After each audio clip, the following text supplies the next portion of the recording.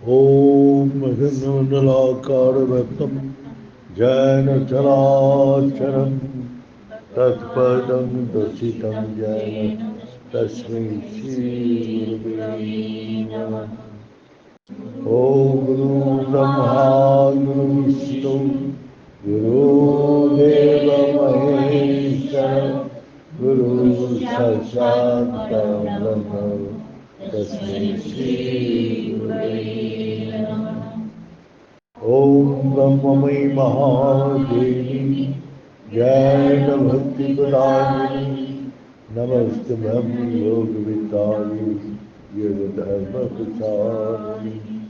ॐ सृष्टि स्थिति विनाशनाय सद्गुरुते सनातनि गुणाश्रय गुरुमयि नारायणी नमस्ते।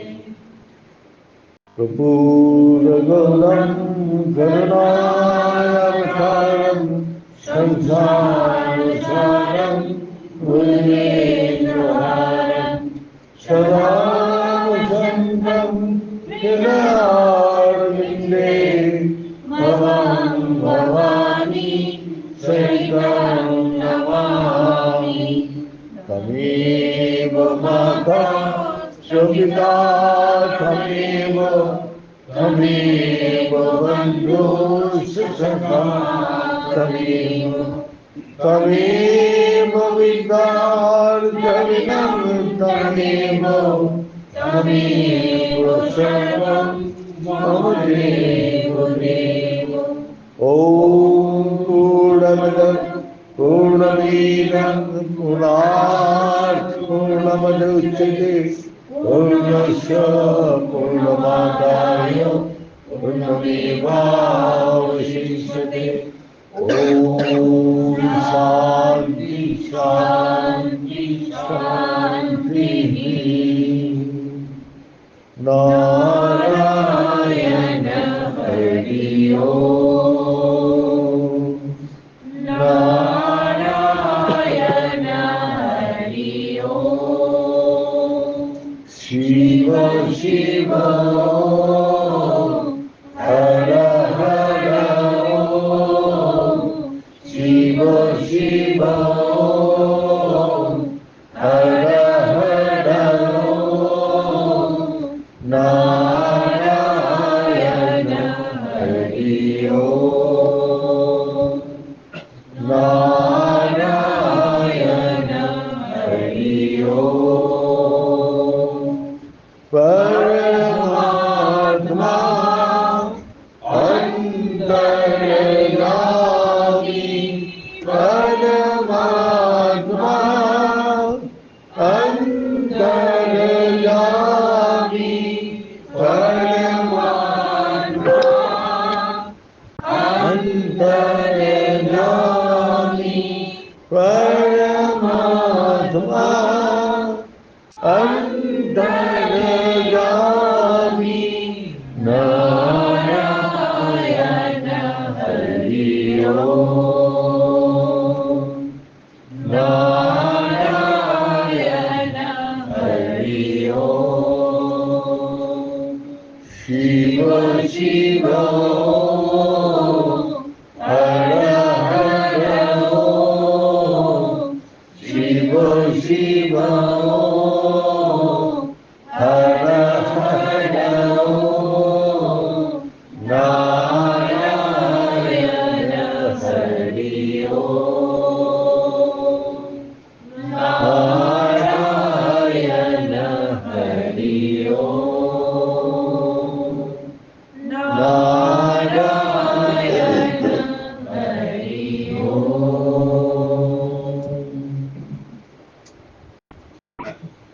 शरीर माध्यम कुल धर्म साधनम। ये मनुष्य जन्म जो हम लोग को मिला है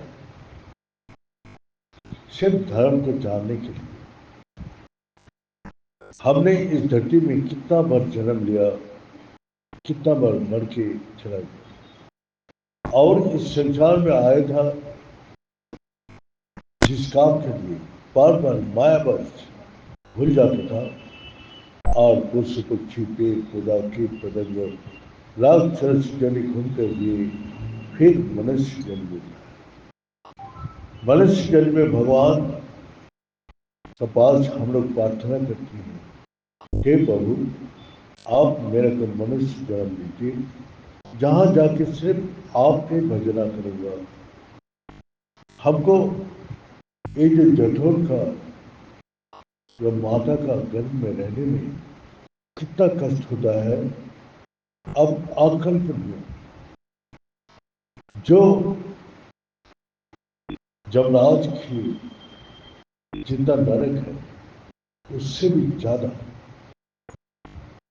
हे प्रभु आप मेरा को परित्याग करो, मेरा को मनुष्य जन्म दो, जहां जाके से आपका ही भजन करो।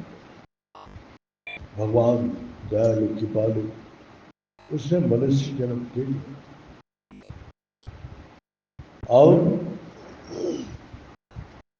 शास्त्रों में भी ये लिख दिया, मनुष्य जन्म देव दुर्लभ तथापि क्षण भंगुरम।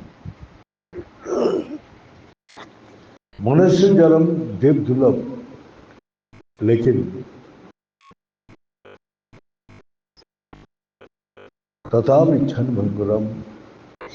आज क्षण भंगुर उसको बोलते हैं, आज है कल रहेगा कि नहीं रहेगा कोई भी पता नहीं। लेकिन हम लोग के पास कोई गारंटी कार्ड नहीं है जो आदमी कितना दिन जिएगा। तो इस कारण से भगवान बोलते थे तुम हमेशा तैयार रहो, तुमको किसी टाइम भी हम बुला सकते। तो इस कारण से तुम अपने को तैयार रखो, हर काम हर रोज पूरा करके तभी सोने जाना। कब किस समय किसका बुलावा आ जाएगा वो अपना घर में बैठ के सोते सोते चला जाता। इस कारण से मनुष्य का जीवन में सबसे बड़ा बात यह है जो दुर्लभ मनुष्य जन्म मिला। गुरु जी हम लोग को बताता था, इस संसार में इससे भी अनंत सुख हमने भोगा है। अनंत सुख भोगने के बाद गुरु जी बोला, इस संसार में मनुष्य दोनों तरफ से जन्म लेते हैं। कैसे? जैसे छीने पुणे मध्य लोक की विषंति, जैसा पुण्य छिन्न होने के बाद फिर इस संसार में आकर जन्म लेते हैं और पशु जनी घूमते घूमते फिर आके मनुष्य जनी में जन्म लेते हैं। जब मनुष्य होके दोनों ही आते हैं, लेकिन दोनों का भावना अलग अलग है। एक भगवान को पाने के लिए सब कुछ निछावर कर देते हैं और एक संसार का सारी वस्तु को पाने के लिए अपना भक्ति निछावर करते हैं। गुरु जी हम लोग को बोलते था, तुम्हारा माया कहाँ है? इस संसार में माया में आच्छादित है। जैसी तुमने इस संसार में भूमिष्ठ हुआ, साथ ही साथ माया तुमको पकड़ लेती है और तुम्हारा मन बुद्धि देह में आके बैठ जाती है। इसीलिए अब मन का बात सुनते हैं, बुद्धि जो बोलते हैं वही करते हैं और देह का ऊपर सबसे ज्यादा मोह है। तो ये माया का केंद्र है। इसीलिए जब सुखदेव का जन्म लिया तो सुखदेव अपना पिता को बताया, बैल जी को बताया, जो मैं इस धरती में तभी जन्म लूंगा जब माया मुक्त होगा। तो वेद व्यास जी ने अपना खूब तपस्या किया महामाया का। माता ने वही क्षण माया से मुक्त कर दिया और सुखदेव जन्म लिया। सुखदेव जन्म लेती तो जंगल में चला गया। वैश्य जी अपना पुत्र पुत्र बोल के पीछे भागते रहे, लेकिन वैश्य जी का अपना मोह माया से आच्छादित हो गया था। लेकिन सुखदेव जन्म से माया मुक्त है, इसीलिए उसको इस संसार का कोई भी माया उसके ऊपर हावी नहीं होती। तो यही माया हम लोग का कहाँ बैठे हैं, हमारा देह में, मन में और बुद्धि में। ये तीनों को इसीलिए ध्यान करने का टाइम हम बोलते हैं पूर्ण विश्राम करो। रात को डीप स्लीप में आप जब विश्राम व शांति करने जाते हैं, शांति से सोने जाते हैं, तब भी इस संसार और मन बुद्धि ये देहो आपको साथ नहीं होते। तब आप आराम से शांति से सोते हैं। हर रोज अब इस संसार को त्याग देते हैं, ये देहों को त्याग देते हैं, इस मन को, इस बुद्धि को भी त्याग कर देते हैं हर रोज डीप स्लीप में। लेकिन अज्ञानता नहीं घुसते। अज्ञानता भगवान का भक्ति से अज्ञान खत्म होता है। इसीलिए शरीर मध्यम खुल धर्म साधनम, भगवान बोल रहे हैं धर्म को जानने के लिए हमने ये मनुष्य जन्म दिया।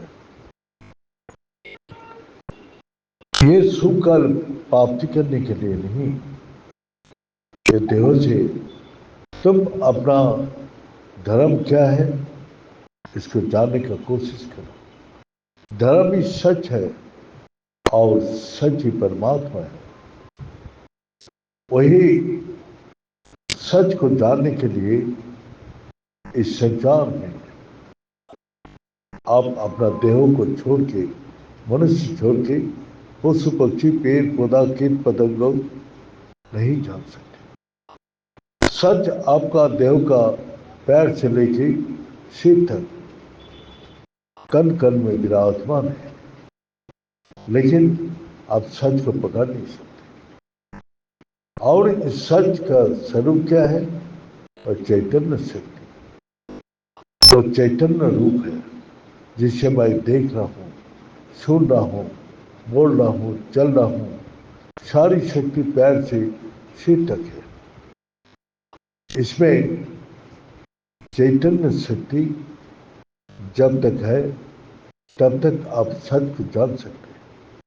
और शरीर छोड़ने के बाद वो चैतन्य शक्ति चला जाती है। और चैतन्य क्या है? चैतन्य हर आदमी को, हर दुख को विनाश कर देते हैं और उसका आनंद प्रदान करते हैं। जैसे अंधेरा को प्रकाश आके अंधेरे को भगा देते हैं। प्रकाश के सामने अंधेरा आ ही नहीं सकते। इसी प्रकार जो चैतन्य शक्ति जहाँ है, दुख कष्ट अशांति अभाव कुछ भी नहीं आती, वहां सिर्फ आनंद ही आनंद है। इसलिए भगवान का स्वरूप क्या बताते हैं? सच्चिदानंद स्वरूप, सत चित आनंद स्वरूप। तो ही सच्चिदानंद स्वरूप आपका देह का अंदर निरंतर विराजमान है और वही शक्ति आपको निरंतर शक्ति दे रहे हैं, जिससे आपका ये देह काम कर रहे, मन काम कर रहे, बुद्धि काम कर रहे। ये चेतना शक्ति चला जाएगा तो देह मन बुद्धि और कुछ भी नहीं कर सकते। इसीलिए हम उसी शक्ति से हम बलवान हैं, लेकिन बलवान वो अपना इस संसार का वस्तु को पाने के लिए नहीं। परम पाप तो वह है जो सच को जान लेते हैं सच को, उस परमात्मा को जान लेते हैं। क्योंकि पाके तो हम लोग बैठे हैं, पाने का कोई भी यहाँ जरूरत नहीं है। हर मनुष्य उस परम शक्ति को पाके बैठे हैं, सिर्फ जानने के लिए। भगवान बोलते जाओ बेटा, तुम कोशिश करो, तब जान जाओ। इसीलिए हर पशु पक्षी पेड़ पौधा में प्रकृति सी शक्ति है। सिर्फ एकमात्र मनुष्य जानने का बाद ही उसको ज्ञान होता है, वो करने का बाद ही ज्ञान होता है। बिना किया हुआ कर्म से उसको ज्ञान नहीं होता। जैसे एक पशु को पानी में फेंक दो, वो तैर के चला जाएगा, कभी तैरा ही नहीं वो पशु। लेकिन एक मनुष्य को फेंक दो, वो नहीं, डूब जाएगा, क्योंकि उसको तैरना सीखना पड़ता है। और वो भी जब सीख लेते हैं तब वो भी पार कर सकते हैं। तो इसीलिए जब तक तुम धर्म का आचरण नहीं करोगे तब धर्म को नहीं जान सकते। इसीलिए सच को जानने के लिए जो भगवान उपाय बताया, वो तुम अपना जानने का कोशिश करो। जानने का 3 जगह है। जानने का उपाय क्या है? तुम जाओ, सत्संग में जाओ, वहां जाके सुनो, उसको मनन करो, फिर निर्ध्यासन करो। तो 3 आपको सुनना पड़ेगा। कब तक सुनोगे? जब तक तुम्हारा अंदर विचार पैदा ना हो जाए। विचार सुनते सुनते आपका मन में मनन होता है। मनन से क्या होते हैं? आप ये जो बात सुन रहे हैं, परमात्मा सच है, परमात्मा ही सारी संसार चला रहे। तो क्या पहले उत्पन्न होता? बी बहुत 4 उत्पत्ति होता है। एक विवेक, विश्वास, विराग और विश्राम। तो आप विचार जब करते हैं तो आपका हृदय में विवेक का जागृति होता है, और विवेक जागने से विश्वास आपके हृदय में जागते हैं। विश्वास क्या है? विराग, वी माने जो अपना प्रिय और अप्रिय दोनों वस्तु को आप त्याग देते हैं। परमात्मा यहाँ सबका प्रिय है। जब तक आदमी जीवित है, आपका बच्चा आपके पास प्रिय है, पिता माता आपका प्रिय है। लेकिन जैसे देह छोड़ देते हैं और वो देह किसी का प्रिय नहीं होता। तो प्रिय कौन है? जो वही चैतन्य शक्ति, जो सच और आनंद स्वरूप है, वही परमात्मा का स्वरूप है। तो परमात्मा ही आपका प्रिय है। तो इसीलिए आपका हृदय में भगवान निरंतर निवास कर रहे हैं। आपका स्वरूप कुछ भी नहीं है, भगवान का सत्ता में आप सत्तावान है। आप भूल गया, आप सच्चिदानंद स्वरूप इस देह का अंदर अगर निकाले दे, भगवान का सत्ता को आप निकाल के बाहर रख दिया, तो आपका स्वरूप क्या है? भगवान आपको पूछ रहे हैं आपका स्वरूप क्या है, अब बताओ। हमारा स्वरूप तो हमने बोल दिया, भाई सच्चित आनंद स्वरूप, भाई सच्चिदानंद विज्ञ स्वरूप, और सब हृदय में निवास करता है। ईश्वर सर्वभूतानि हित देशोर्जुन तिष्ठति। हे अर्जुन, मैं सबके हृदय में निवास कर रहा हूं। अगर उसको अलग कर दिया जाए तो हमारा कोई भी सत्ता नहीं है। सूरज का लाइट, सूरज का से प्रकाश होते हैं, और वो प्रकाश सूरज अपना अंदर समझ के चला जाता। और उसके बाद हमारे पास कोई ताकत नहीं है जो सूरज के लाइट को निकाल के ला सके। इसी प्रकार ये संसार सारी सर्वमखित ब्रह्म, उसका अलावा कुछ भी नहीं है। लेकिन हम लोग भ्रमित हो रहे हैं और भवन है जंत रूढ़ हरि माया, हमारा माया में सभी भ्रमित हो रहे हैं, जो मैं हूँ मैं हूँ मैं कर रहे, लेकिन मैं को अभी तक कुछ जान ही नहीं पाया। इस संसार का कोई भी विद्या आपको अपना स्वरूप को बोध नहीं करा सकती। धन संपत्ति, जो विद्या, जो ताकत, पद, आपको जस ख्याति कुछ भी आपको बोध नहीं करा सकते। सच को बोध करने के लिए भगवान जो उपाय बता दिया, वही उपाय से आपको बोध करना पड़ेगा। इसीलिए सत्संग में जाओ, मनन करो, और जब विवेक जागृत होते हैं तभी विश्वास आते हैं, तभी आप अपना प्रिय अप्रिय को त्याग देते हैं, तभी आपका इच्छा ही समाप्त हो जाती है और पूर्ण रूप से विश्राम होते हैं। जब आपका मन बुद्धि देह विश्राम करते हैं तभी वो चेतना शक्ति जागते हैं। तब हमारा हर रोज सोने के बाद सुबह जब उठता हूँ तो बोला आज आराम से सोया, आज शांति से सोया, लेकिन कहाँ गया था ये नहीं बता सकते। मैं सोते टाइम कहाँ था ये कोई नहीं बोल सकते। लेकिन जो आत्मा हमारा देह का अंदर और सच्चिदानंद स्वरूप होकर विराजमान है, जो साधना करते हैं वही उस चीज का अनुभव करते हैं। तो इसीलिए वो जब प्रकाश प्रज्वलित होता है, जो प्रकाश हमारा जीवन का सब अंधेरा को दूर कर, तो वही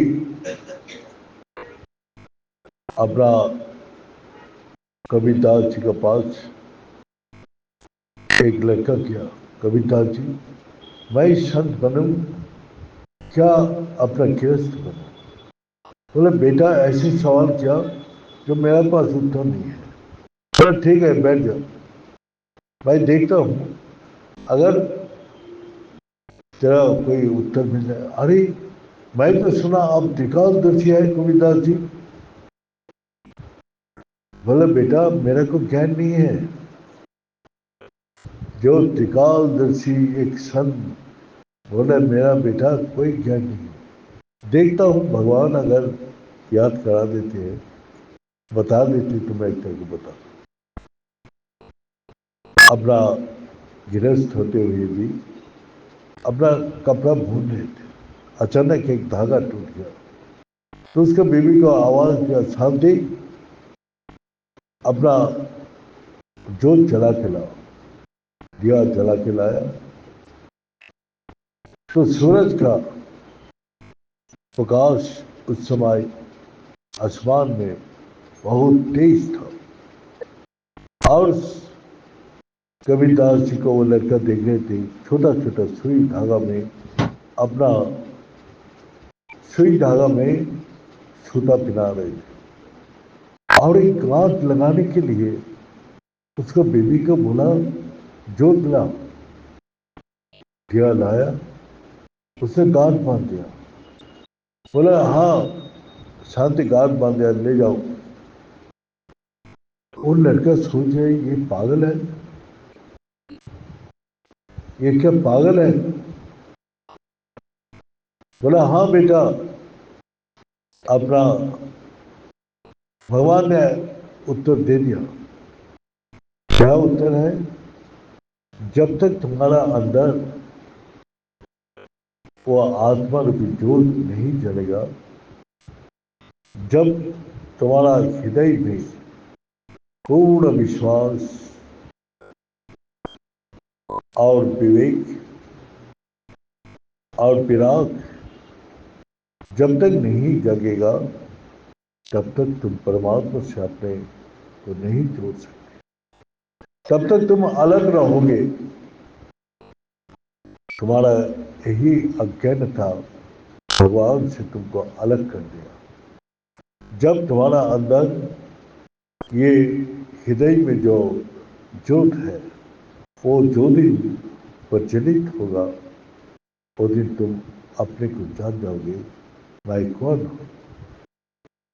तो वही आदि गुरु सत्तार सत्य बोल रहे हैं, जो जीव ब्रह्म ना पढ़ो, जीव ही ब्रह्म है। ये ज्ञान कभी वो प्रकाश में हो जाते तो मैं खत्म हो जाती, तो तू ही तू है। गुरु नानक देव को कारोबार था, तो उसके पिताजी बोला भाई ये सामान उठा देना उसको।